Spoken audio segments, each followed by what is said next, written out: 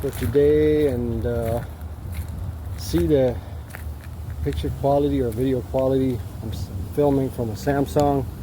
It's far better than the iPhone itself.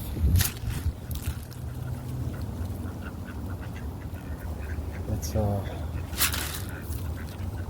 don't know, this is a $200 phone versus an $800 phone, and it's got a huge difference in quality. I can't get over that, but it is what it is.